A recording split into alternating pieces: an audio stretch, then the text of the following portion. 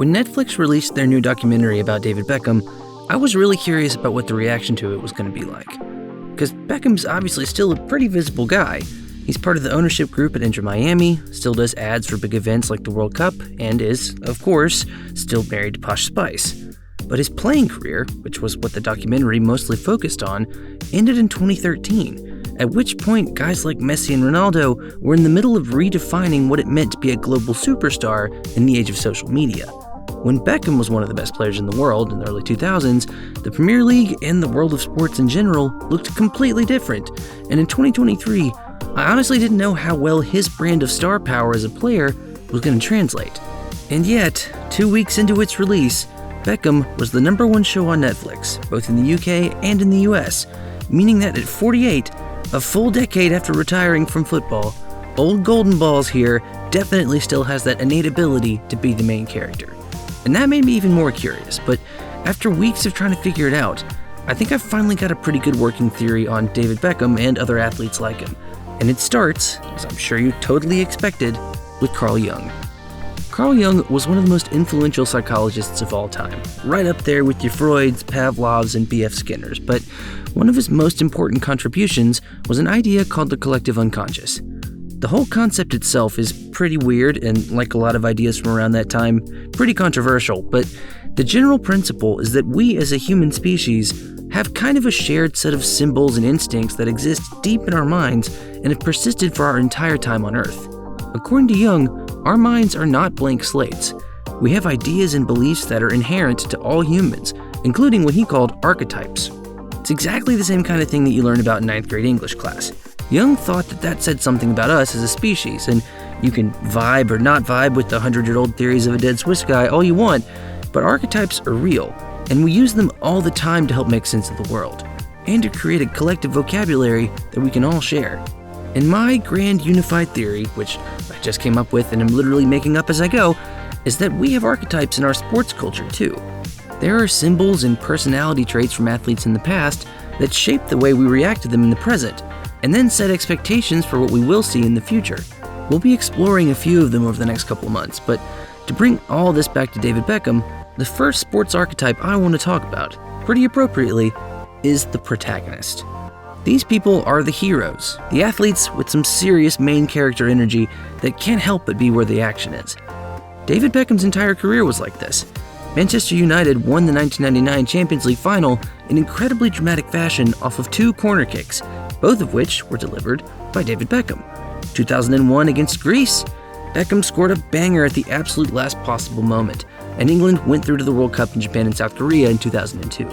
From his highest highs to his lowest lows, David Beckham was and is a magnet for the spotlight. But why is that? If we're starting from his playing career, which is what the Netflix documentary ostensibly tries to do, answering that question isn't as straightforward as it might seem. Beckham spent the majority of his career in the right of a midfield 4, both at Manchester United and then at Real Madrid. Ironically, for a guy who's spent most of his adult life as the center of attention, he didn't spend much time playing in the center of the field. Beckham also wasn't an out-and-out goal scorer like Robert Lewandowski, or an all-action midfielder like Kevin De Bruyne. His superpower was his ability to kick a ball accurately from long distances, either onto the head of someone he was crossing it to, or directly into the back of the net. In modern terms, his skill set was reminiscent of someone like Liverpool's Trent Alexander-Arnold, an elite striker of the ball that plays on the right, but is hard to put into a distinct positional category. In his time at Man U, Beckham averaged about 0.6 goals or assists per 90 minutes, which is really good, especially for a right midfielder, but would put him on par these days with someone like Aston Villa's Ollie Watkins or Liverpool's Darwin Núñez. Both of them are very good players, but are unlikely to get an entire Netflix documentary devoted to them anytime soon. So what gives? The key thing to understand here is that being a protagonist is not wholly dependent on statistical output or even where or what a player plays. Being a protagonist is more about personality than it is about just production, and in most cases, it's pretty much independent of position or overall performance in a game. In Albert Bandura's social cognitive perspective on personality and behavior, he theorized the idea of what he called reciprocal determinism.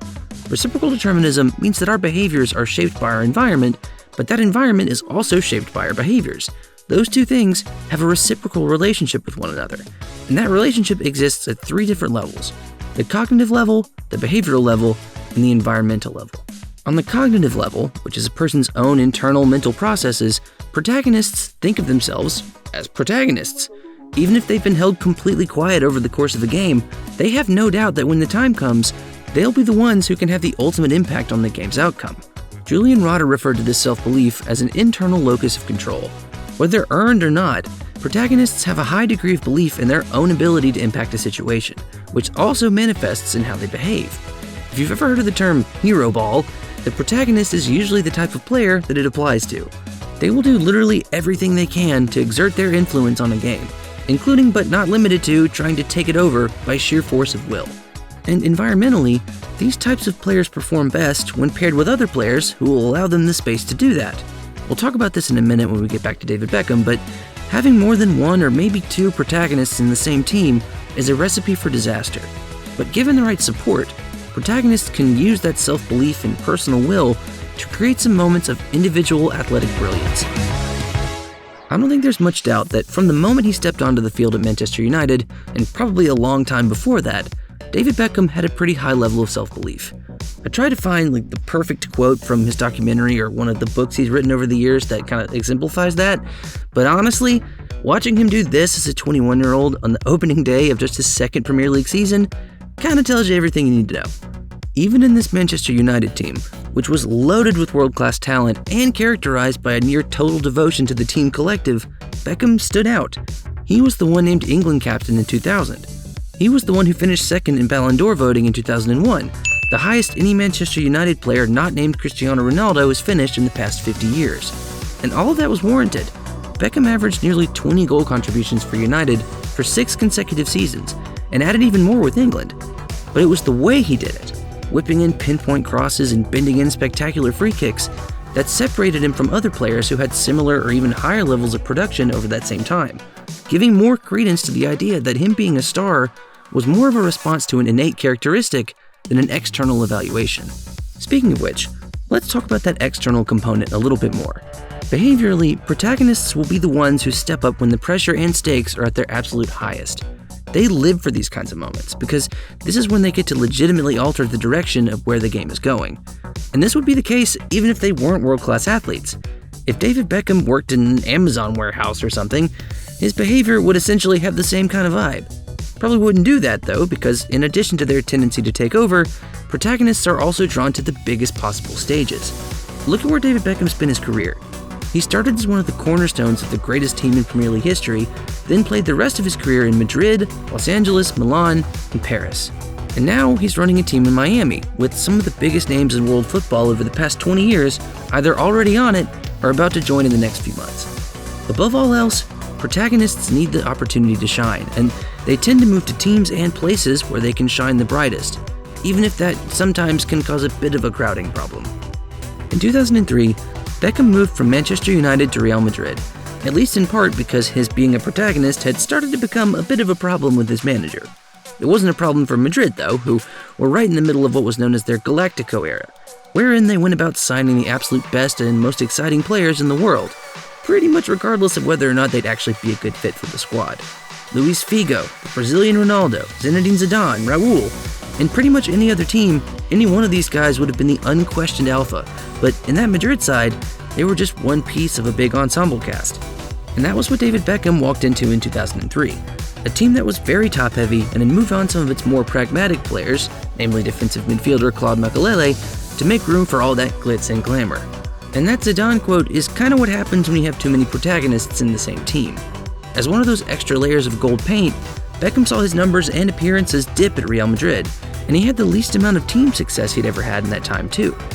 Part of understanding any of these archetypes is figuring out how they fit best into a team dynamic, and when it comes to the protagonist, they need some room to be themselves. And if there's more than one or two of them in the same side, those traits that make them great can end up getting crowded out. In describing what it means to be a protagonist, and subsequently what it means for David Beckham to be one as well, I know it can sound like I'm being a little judgmental. Because yes, protagonists do tend to have bigger egos than most other players, and tend to be a little less willing to just do whatever in service of the team.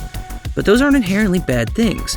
The whole point here is that in the right context, they're actually very desirable characteristics. It's a little more evident in sports like soccer and basketball where they don't have to wait their turn to get the ball, but in the right circumstances, protagonists can be the key that unlocks a win for a team in a way that basically no one else can. There are a lot of different things about David Beckham's life that I could have gone through from a psychological approach. His relationship with his dad, which was weird. His relationship with Alex Ferguson, which was also weird. What ended up cinching it for me was what happened to him after the 1998 World Cup. What must it have been like to have your entire country hate you, especially for something that even the guy who you kicked said wasn't worthy of a red card? Come to think of it, why did people respond so strongly to that in the first place? To me, there's only one answer. The only type of people that get that sort of negative reaction are the protagonists, because that's part of the deal. They get the majority of the praise when they do something cool and the team wins, but they also get the majority of the abuse when something goes wrong. But because of that mentality we talked about earlier, they're also some of the only ones who have the self-assuredness and mental toughness to deal with it and move forward. I chose this angle because it can help contextualize Beckham's role in every stage of his professional career, both on the field and off of it, because that's how these archetypes are supposed to work. Protagonists are going to keep being protagonists no matter how old they are or what line of work they're in, because that's who they are. David Beckham has entered the stage of his life where he has a Netflix documentary about him, and guess what? He's not only the main character, but he's also one of the executive producers. Bex just can't help himself, because even as he approaches 50, he's always moving towards where the action's happening.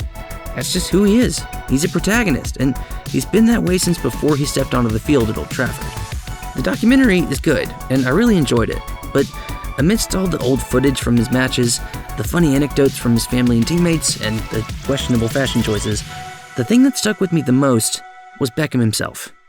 But I guess that shouldn't have been a surprise, because this guy was born to be a main character.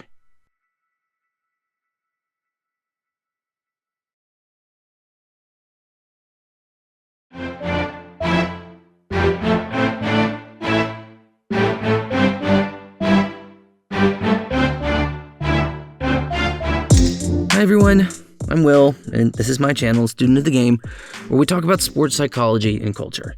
As you may have been able to guess from the episode, this is the first in what will hopefully become a series on archetypes in sports, including, but not limited to, the opposite of a protagonist. Because for every guy like David Beckham, there has to be another guy like Diego Simeone, and those guys are more fun to talk about anyway, right? If you enjoyed the video, please do give it a like, and if you really enjoyed it, subscribe to the channel for more stuff like it, and leave a comment with your thoughts. All of those really help the channel and make this a fun, interactive experience for everyone. But for now, that's all I've got for you. Till next time, I'm Will, and this is Student of the Game. Bye.